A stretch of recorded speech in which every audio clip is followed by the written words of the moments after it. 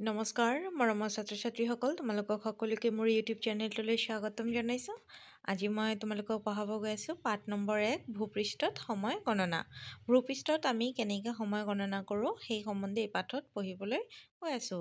আৰু ছাত্ৰ ছাত্ৰীসকল, এই পাঠত তোমালোকে অক্ষৰেখা, দ্ৰাঘিমা ৰেখা, বিষুৱ ৰেখা এইসমূহ পাবা।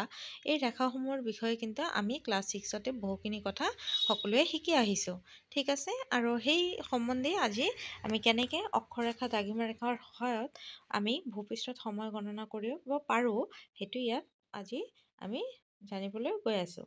এতিয়া চোৱা, তোমালোকক শিকনৰ ফলাফলত দি দিছে তোমালোকে এই পাঠত কি কি জ্ঞান পাবা। অক্ষাংশ কাক বোলে আৰু অক্ষাংশ কেনেকৈ নিৰ্ণয় কৰা হয় সেয়া জানিব পাৰিবা। দ্ৰাঘিমাংশ কাক বোলে, দ্ৰাঘিমাংশ কেনেকৈ নিৰ্ণয় কৰে সেয়া জানিব পাৰিবা। স্থানীয় সময় সম্পৰ্কে ধাৰণা স্পষ্ট হ'ব। দ্ৰাঘিমাংশৰ ভিত্তিত স্থানীয় সময় গণনাৰ কৌশল আয়ত্ত কৰিব। মানসমূহৰ ধাৰণা স্পষ্ট হ'ব। দ্ৰাঘিমাংশৰ পাৰ্থক্য অনুসাৰে হোৱা সময়ৰ লাভ লোকচান সম্পৰ্কে জানা আৰু সময়ৰ লাভ লোকচান সম্পৰ্কত সমতা ৰক্ষাৰ পদ্ধতি সম্পৰ্কে জানিব পাৰিব। নেক্সট কি কৈছে, তোমালোকে আগৰ শ্ৰেণীত পৃথিৱীৰ মেৰুদণ্ড, বিষুৱ ৰেখা, অক্ষৰেখা আৰু দ্ৰাঘিমা ৰেখাৰ বিষয়ে কিছু কথা শিকি আহিছা। পৃথিৱীৰ সোঁমাজেৰে উত্তৰৰ পৰা দক্ষিণলৈ কল্পনা কৰা ৰেখাডালক মেৰুদণ্ড বোলে। ইংৰাজীত কি বোলে? এক্সিছ বুলি কোৱা হয়, ঠিক আছে। সোঁমাজেৰে উত্তৰৰ পৰা দক্ষিণলৈ যি ৰেখা কল্পনা কৰাইছে এই ৰেখাডালক মেৰুদণ্ড বোলে। পৃথিৱীৰ উপৰিভাগৰ সোঁমাজত বা উত্তৰ মেৰুবিন্দু আৰু দক্ষিণ মেৰুবিন্দুৰ পৰা সমদূৰত পূব পশ্চিমকৈ কল্পনা কৰা বৃত্তাকাৰ ৰেখাডালক বিষুৱ ৰেখা বুলি কোৱা হয়। বিষুৱৰ উত্তৰ ভাগটোক উত্তৰ গোলাৰ্ধ আৰু দক্ষিণ ভাগটোক দক্ষিণ গোলাৰ্ধ বোলে। অক্ষৰেখা আৰু অক্ষাংশ। বিষুৱ ৰেখাৰ সমান্তৰালকৈ পূব পশ্চিমকৈ কিছুমান ৰেখা উত্তৰ মেৰুবিন্দু আৰু দক্ষিণ মেৰুবিন্দুলৈ কল্পনা কৰা হৈছে। সেই ৰেখাবোৰক অক্ষৰেখা বা পেৰেলেলছ অফ লেটিটিউড বোলে। বুজি পাইছে ছাত্ৰ ছাত্ৰীসকল?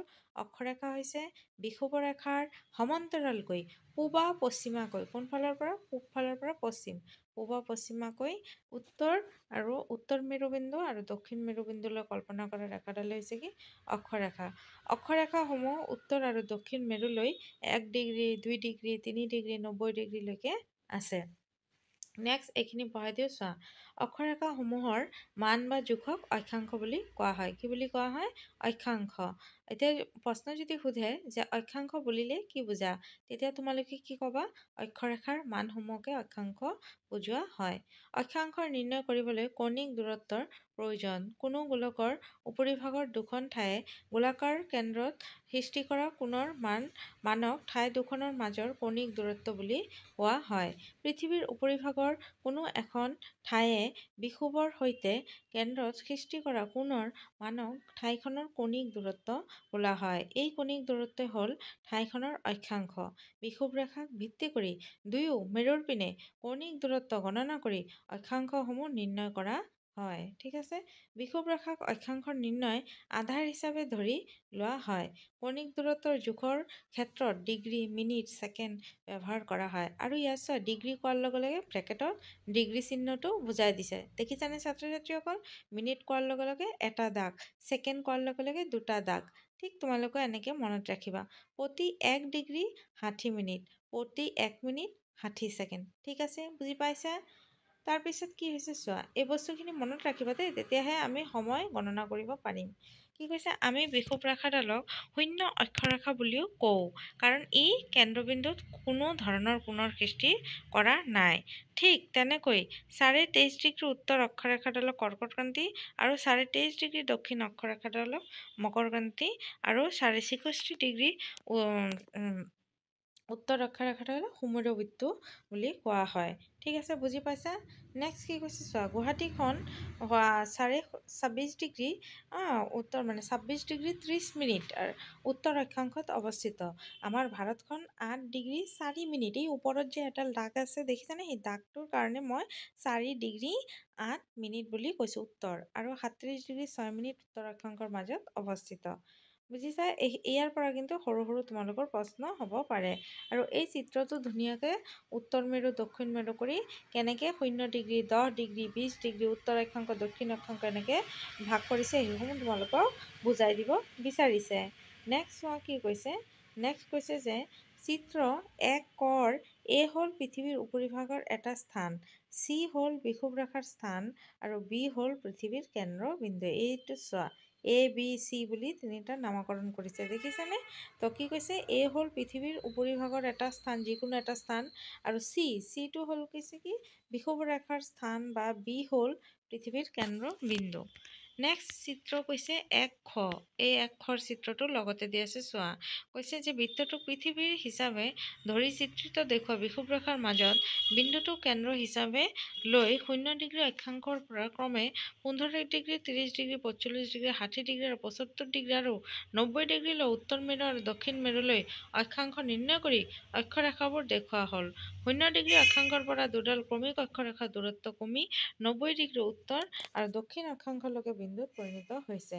নেক্সট আছে কিছু দ্ৰাঘিমা ৰেখা আৰু দ্ৰাঘিমাংশ। আগৰ শ্ৰেণীত দ্ৰাঘিমা ৰেখাৰ বিষয়েও কিছু আভাস পাইছা হওক। উত্তৰ মেৰুবিন্দু আৰু দক্ষিণ মেৰুবিন্দু সংযোগ কৰি পৃথিৱীৰ ওপৰেৰে যিবোৰ ৰেখা কল্পনা কৰা হৈছে তাক দ্ৰাঘিমা ৰেখা বোলা হয়। কি ৰেখা বোলা হয়? দ্ৰাঘিমা ৰেখা বোলা হয়। দ্ৰাঘিমা ৰেখাবোৰ 0°ৰ পৰা পূবলৈ 180ডাল আৰু পশ্চিমলৈ 180ডাল, মুঠতে 360ডাল দ্ৰাঘিমা ৰেখা কল্পনা কৰা হৈছে। দ্ৰাঘিমা ৰেখা 0°ৰ পৰা ধাৰাবাহিকভাৱে গণনা কৰা নহয়। 180° পূবলৈ আৰু 180° পশ্চিমলৈ গণনা কৰা হয়। বুজি পাইছে ছাত্ৰ-ছাত্ৰীসকল? এইসমূহ কিন্তু তোমালোকে ভালকে মনত ৰাখিবা। আৰু দ্ৰাঘিমা ৰেখা কাক বোলে ইয়াতো আছে, চোৱা। ওপৰতে প্ৰথমে দি দিছে উত্তৰ মেৰুবিন্দু আৰু দক্ষিণ মেৰুবিন্দু সংযোগ কৰি পৃথিৱীৰ ওপৰেৰে যিবোৰ ৰেখা কল্পনা কৰা হৈছে সেইবোৰ হৈছে কি দ্ৰাঘিমা ৰেখা। ঠিক আছে, বুজি পাইছে ছাত্ৰ-ছাত্ৰীসকল? তাৰপিছত ইয়াত অলপ পঢ়াই দি চোৱা। কৈছে দ্ৰাঘিমা ৰেখাৰ মান বা জোখক আমি দ্ৰাঘিমাংশ বুলি কওঁ। দ্ৰাঘিমাংশ নিৰ্ণয় কৰিবলৈ গ্ৰীণউইচ মানমন্দিৰ লণ্ডনৰ ওপৰেৰে কল্পনা কৰা দ্ৰাঘিমা ৰেখাডালক আধাৰ হিচাপে ধৰি লোৱা হৈছে। এতিয়া প্ৰশ্ন হ'ব পাৰে যে গ্ৰীণউইচ মানমন্দিৰ ক'ত অৱস্থিত? তেতিয়া তোমালোকে কি ক'বা? লণ্ডনত অৱস্থিত। এই ৰেখাডালক প্ৰাথমিক বা মুখ্য দ্ৰাঘিমা ৰেখা বোলা হয়। মানে এই গ্ৰীণউইচ মানমন্দিৰৰ ওপৰেৰে যি ৰেখাডাল কল্পনা কৰা হৈছে সেই ৰেখাডালক প্ৰাথমিক বা মুখ্য দ্ৰাঘিমা ৰেখা বোলা হয়। ইয়াৰ মান হৈছে 0°। মুখ্য দ্ৰাঘিমা ৰেখাৰ মান কিমান? 0°। প্ৰাথমিক দ্ৰাঘিমা ৰেখাই বিষুৱ ৰেখাৰ সৈতে এক নিৰ্দিষ্ট বিন্দুত কটাকটি কৰে। এই বিন্দুৰ পৰা কেন্দ্ৰলৈ কল্পনা কৰা ৰেখাৰ সৈতে বিষুৱ ৰেখাৰ আন এক নিৰ্দিষ্ট স্থানৰ পৰা কেন্দ্ৰত সংযোগী ৰেখাডালে কেন্দ্ৰত এটি কোণৰ সৃষ্টি কৰে। এই কোণৰ মানেই হ'ল উক্ত নিৰ্দিষ্ট স্থানৰ দ্ৰাঘিমাংশ। ঠিক আছে, বুজি পাইছে ছাত্ৰ-ছাত্ৰীসকল? নেক্সট এতিয়া তোমালোকে চোৱা, ইয়াত দিছে কি যে দ্ৰাঘিমা ৰেখাৰ সহায়ত সময় গণনা। কেনেকৈ সময় গণনা কৰোঁ সেইটো ইয়াত দিছে। কৈছে পৃথিৱীৰ আহ্নিক গতিৰ ফলত প্ৰতিডাল দ্ৰাঘিমা ৰেখাই ক্ৰমে এডালৰ পাছত আন এডাল সূৰ্যৰ সন্মুখীন হয়। অৰ্থাৎ প্ৰতিডাল দ্ৰাঘিমা ৰেখাত আন দ্ৰাঘিমা ৰেখাৰ তুলনাত বেলেগ বেলেগ সময়ত সূৰ্যোদয়, মধ্যাহ্ন আৰু সূৰ্যাস্ত হয়। ইয়াৰ উপৰি পৃথিৱীৰ এনে গতিৰ ফলত একেডাল দ্ৰাঘিমা ৰেখাৰ ওপৰত থকা প্ৰতিটো বিন্দু বা স্থানেই এক সময়ত মধ্যাহ্ন সূৰ্যৰ সন্মুখীন হয়। তোমালোকে ইতিমধ্যে জানি আহিছা যে পৃথিৱীৰ পৰিধিয়ে কেন্দ্ৰত 360° কোণ উৎপন্ন কৰে। কিমান ডিগ্ৰী? 360° কোণ উৎপন্ন কৰে। গতিকে 360° অতিক্ৰম কৰিবলৈ পৃথিৱীক সময় লাগে কিমান? 24 ঘণ্টা। বুজি পাইছে ছাত্ৰ-ছাত্ৰীসকল? কিমান সময় লাগে? 24 ঘণ্টা। কথাখিনি আৰু সহজভাৱে বুজিবলৈ এটা পৰীক্ষা কৰি চাওঁ আহা। এটা টৰ্চ আৰু এটা গোলক লোৱা। এজনে গোলকৰ পিঠিত অংকন কৰা প্ৰাথমিক দ্ৰাঘিমা ৰেখাডালৰ এটি আঙুলি ৰখা। এইবাৰ আন এজনে প্ৰাথমিক ৰেখাৰ ওপৰত পোনে পোনে টৰ্চ পোহৰ পেলোৱা। এতিয়া প্ৰথমজনে আঙুলিটো একে অৱস্থাত ৰাখি প্ৰাথমিক ৰেখাডাল টৰ্চৰ পোহৰৰ পৰা পূবলৈ আঁতৰাই নিয়া আৰু সম্পূৰ্ণ এপাক মাৰি পুনৰ আগৰ অৱস্থালৈ আনা। পৰীক্ষাটোৰ পৰা কি বুজিলা? ক্ৰিয়াকলাপটো সকলোৱে কৰি চোৱা। প্ৰাথমিক দ্ৰাঘিমা ৰেখাডাল মধ্যাহ্ন সূৰ্যৰ মুখামুখি হ'লে তাত দুপৰীয়া হয়, অৰ্থাৎ দিনৰ 12 বাজে। এই দ্ৰাঘিমা ৰেখাডাল পৃথিৱীৰ ঘূৰণৰ ফলত সূৰ্যৰ পৰা পূবলৈ আঁতৰি গৈ এপাক মাৰি পুনৰ মধ্যাহ্ন সূৰ্যৰ মুখামুখি হোৱালৈ সময় লাগে 24 ঘণ্টা। অৰ্থাৎ পৃথিৱীৰ উপৰিভাগৰ যিকোনো এডাল দ্ৰাঘিমাই 24 ঘণ্টাত 360° অতিক্ৰম কৰে। সেই অনুসাৰে 1° অতিক্ৰম কৰিবলৈ সময় লাগিব 24 ঘণ্টা বা 1440 মিনিট হৰণ 360 কিমান হ'ল? 4 মিনিট। 15 ডিগ্ৰী অতিক্ৰম কৰিবলৈ সময় লাগিব, তেতিয়া কিমান হ'ব? 15ত আমি 4 দি পূৰণ কৰিম, কিমান হ'ব? 60 মিনিট। এনেকৈ তোমালোকে কৰি নিজৰ অংকবিলাক কৰিবলৈ চেষ্টা কৰিবা। এই কথাখিনি তোমালোকে ৰিপিট আকৌ পঢ়িবা ছাত্ৰ ছাত্ৰীসকল, তেতিয়াহে তোমালোকে ভালদৰে বুজি পাবা। আৰু পৃথিৱীৰ পশ্চিমৰ পৰা পূবলৈ ঘূৰে, এইটো এটা ইম্পৰ্টেণ্ট কথা। পৃথিৱী কোন দিশৰ পৰা কোন দিশত ঘূৰে? পশ্চিমৰ পৰা পূবলৈ ঘূৰে, সেইকাৰণে বেলি কিন্তু পূবফালে ওলায়। গতিকে পূবত থকা ঠাই এখন পশ্চিম ঠাইখনতকৈ আগতে সূৰ্যৰ মুখামুখি হয়, যিহেতু পৃথিৱীখন কি হয়? পশ্চিমৰ পৰা পূবলৈ ঘূৰে, তো গতিকে পূবত থকা ঠাই এখন পশ্চিম ঠাইখনতকৈ আগতে সূৰ্যৰ মুখামুখি হয়। অৰ্থাৎ পূবৰ ঠাইখনত পশ্চিমৰ ঠাইখনতকৈ আগতে ৰাতিপুৱা, দুপৰীয়া আৰু সন্ধিয়া হয়। পৃথিৱীৰ উপৰিভাগৰ সময় গণনা কৰা হয় মধ্যাহ্ন সূৰ্য অৱস্থান চাই। কোনো এখন ঠাইৰ মধ্যাহ্ন সূৰ্যৰ অৱস্থান চাই যি সময় গণনা কৰা হয় তাকে ঠাইখনৰ স্থানীয় সময় বা লোকেল টাইম বোলে। বেলেগ বেলেগ দ্ৰাঘিমা ৰেখাত অৱস্থিত ঠাইৰ স্থানীয় সময়ো বেলেগ বেলেগ হয়। প্ৰাথমিক দ্ৰাঘিমাডালৰ স্থানীয় সময়ক গ্ৰীণউইচ মান সময় বোলে। পৃথিৱীৰ উপৰিভাগৰ বিভিন্ন ঠাইৰ স্থানীয় সময় উলিয়াবৰ বাবে প্ৰাথমিক দ্ৰাঘিমা ৰেখাৰ মান GMT-ক ভিত্তি হিচাপে লোৱা হয়। ইয়াৰ বাবে ঠাইখনৰ দ্ৰাঘিমাংশ জনাটো প্ৰয়োজন। এটি উদাহৰণ লোৱা যাক। কৈছে ধৰা হ'ল স্থানীয় সময় অনুসাৰে প্ৰাথমিক দ্ৰাঘিমা ৰেখাৰ ওপৰত পুৱা 8টা বাজিলে এইটো তোমালোকক এটা অংক দি বুজাই দিছে, এইখিনি তোমালোকে নিজেই পঢ়ি ল'বা। ঠিক আছে ছাত্ৰ ছাত্ৰীসকল, এইখিনি তোমালোকে নিজে পঢ়ি ল'বা। মই ইয়াৰ পৰা আকৌ অলপ তোমালোকক বঢ়াই দিওঁ। চোৱা কি কৈছে, যে কি কৈছে চোৱা, দেশ এখনৰ সোঁমাজেৰে কৈছে এনে অসুবিধাবোৰ দূৰ কৰিবলৈ দেশ এখনৰ সোঁমাজেৰে পাৰ হৈ যোৱা দ্ৰাঘিমা ৰেখাৰ এডালৰ স্থানীয় সময়ক সমগ্ৰ দেশখনক সময় গণনাৰ বাবে গ্ৰহণ কৰা হয়। এনে দ্ৰাঘিমা ৰেখাৰ স্থানীয় সময়ৰ ভিত্তিত সমগ্ৰ দেশখনৰ বাবে যি সময় গণনা কৰা হয় তাকে দেশখনৰ মান সময় বোলে, ষ্টেণ্ডাৰ্ড টাইম বোলা হয়। আকৌ যিডাল দ্ৰাঘিমা ৰেখাক মান সময় গণনাৰ বাবে লোৱা হয় তাক মান দ্ৰাঘিমা ৰেখা বোলে। ভাৰতৰ এলাহাবাদ চহৰৰ ওচৰেৰে যোৱা চোৱা 82 ডিগ্ৰী, মানে 82 ডিগ্ৰী 30 মিনিট পূব দ্ৰাঘিমা ৰেখা এডালকে সমগ্ৰ দেশখনৰ মান দ্ৰাঘিমা ৰেখা হিচাপে লোৱা হয়। তেতিয়া যদি জিকায় মান দ্ৰাঘিমা ৰেখাৰ, তোমালোকক যদি সোধে মান দ্ৰাঘিমা ৰেখাৰ মান কিমান, তেতিয়া তোমালোকে এইটো লিখিবা 82 ডিগ্ৰী 30 মিনিট।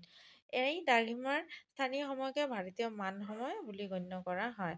আমেৰিকা যুক্তৰাষ্ট্ৰ, ৰাছিয়া আদিৰ দৰে বিশাল আয়তনৰ দেশসমূহত এটাতকৈ অধিক মান সময় নিৰ্ধাৰণ কৰা হয়। ঠিক আছে, নাবিক আৰু বৈমানিকসকলে, এইবিলাক ইম্পৰ্টেণ্ট আছে, নাবিক আৰু বৈমানিকসকলে ক্ৰনোমিটাৰ যন্ত্ৰৰ সহায়ত পৃথিৱীৰ যিকোনো স্থানৰ পৰা গ্ৰীণউইচ মান সময় জানিব পাৰে। কোন যন্ত্ৰৰ সহায়ত? ক্ৰনোমিটাৰ। আনহাতে চেকচাইণ্ট যন্ত্ৰৰ সহায়ত জাহাজ উপনীত হোৱা ঠাইখনৰ স্থানীয় সময় নিৰ্ণয় কৰিব পাৰি। গ্ৰীণউইচৰ মান সময় আৰু ঠাইখনৰ স্থানীয় সময়ৰ ব্যৱধানৰ পৰা ঠাইখনৰ দ্ৰাঘিমাংশ নাবিকে নিৰ্ণয় কৰে। অৱশ্যে আজিকালি GPS নামৰ যন্ত্ৰ এটিৰ সহায়ত পৃথিৱীৰ যিকোনো ঠাইৰ অক্ষাংশ, দ্ৰাঘিমাংশ আৰু ঠাইখনৰ উচ্চতা, সমুদ্ৰ পৃষ্ঠৰ পৰা উচ্চতা সহজতে নিৰ্ণয় কৰিব পৰা হৈছে। ঠিক আছে, বুজি পাইছে ছাত্ৰ ছাত্ৰীসকল? এইখিনি ঠিক আছে। পিছে পৃথিৱীৰ উপৰিভাগৰ সময় নিৰ্ণয়ৰ ক্ষেত্ৰত জানিবলগীয়া কেইটামান কথা, এইবিলাক ইম্পৰ্টেণ্ট আছে। 1 ডিগ্ৰী দ্ৰাঘিমাংশৰ অন্তৰত সময়ৰ ব্যৱধান 4 মিনিট আৰু 1 ঘণ্টা দ্ৰাঘিমাংশৰ ব্যৱধান 15 ডিগ্ৰী। পৃথিৱীৰ আহ্নিক গতিৰ দৈনিক ঘূৰ্ণনৰ ফলত পূব ঠাইসমূহ প্ৰথমে সূৰ্যৰ মুখামুখি হয়। গ্ৰীণউইচৰ তুলনাত আগতীয়াকৈ কোনো ঠাইত দুপৰীয়া হ'লে ঠাইখন পূব দ্ৰাঘিমাংশত আৰু পলমকৈ হ'লে পশ্চিম দ্ৰাঘিমাংশত অৱস্থিত। দুখন ঠাইৰ স্থানীয় সময় জনা থাকিলে ঠাই দুখনৰ মাজৰ দূৰত্ব জানিব পাৰি। গ্ৰীণউইচৰ পূব অথবা পশ্চিমৰ যিকোনো এখন ঠাইৰ দ্ৰাঘিমাংশ জনা থাকিলে আৰু গ্ৰীণউইচৰ মান সময় জনা থাকিলে ঠাইখনৰ স্থানীয় সময় নিৰ্ণয় কৰিব পাৰি। বুজি পাইছে ছাত্ৰ ছাত্ৰীসকল কি ক'ব বিচাৰিছোঁ? তাৰপিছত কি কৈছে, যদি কোনো দুখন ঠাই গ্ৰীণউইচৰ একেফালে অৰ্থাৎ পূবে অৰ্থাৎ পশ্চিমে থাকে তেন্তে দ্ৰাঘিমাংশৰ ডাঙৰ মানৰ পৰা সৰু মানটি বিয়োগ কৰিলে ঠাই দুখনৰ দ্ৰাঘিমাংশৰ পাৰ্থক্য পাব পাৰি। ঠিক আছে, বুজি পাইছা? আৰু ইয়াত কিছুমান অংক দিছে, এইসমূহ তোমালোকে চাবা নিজে কৰিবলৈ। আৰু মই খুব ধুনীয়াকৈ তোমালোকক ইয়াত যিখিনি প্ৰশ্ন দিছে সেই প্ৰশ্ন উত্তৰখিনি মই তোমালোকক দি দিছোঁ। আৰু এই মনত ৰাখিবলগীয়া কথাখিনিও খুব ধুনীয়াকৈ তোমালোকে পঢ়িবা এবাৰ। ঠিক আছে, ইয়াৰ পৰা বহুত সৰু সৰু কুৱেশ্যন এনচাৰ আহে। আৰু ছাত্ৰ ছাত্ৰীসকল তোমালোকে ভিডিঅ'সমূহ চাই কেনেকুৱা ভাল লাগিছে তোমালোকে কমেণ্ট ছেকশ্যনত জনাবা আৰু ভিডিঅ'সমূহত এটা লাইক কৰিবা ঠিক আছে।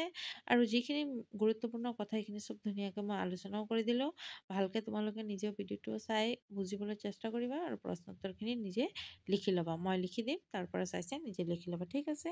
সকলোৱে ভালে থাকিবা সুস্থ থাকিবা। Thank U.